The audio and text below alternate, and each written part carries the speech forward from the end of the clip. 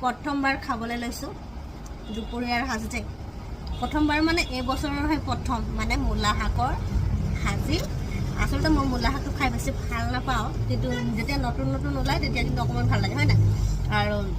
বহুতৰ কিন্তু প্ৰিয় মূলাটো মই কিন্তু বেয়া পাওঁ এইফালে মূলা শাকৰ ভাজি লগতে তিয়ঁহ আৰু আলু পিটিকা আৰু এইফালেতো দালি আছে আৰু সেয়াই আৰু দোকানীৰ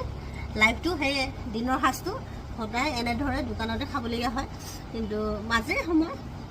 শ্বেয়াৰ কৰোঁ আৰু আজিও শ্বেয়াৰ কৰিলোঁ বাহিৰত তামাম গৰম আপোনালোকৰ ফালে কেনে গৰম পৰিছে অকণমান জনাবচোন ইমান গৰম পৰিছে নহয় একদম মানে ভাত পানী খাবলৈ মনে নোযোৱা হ'ল ইমানেই গৰম তো আৰম্ভ কৰোঁ প্ৰথম শাক মূলা শাক বছৰৰ প্ৰথম খাই চাওঁ কেনে লাগে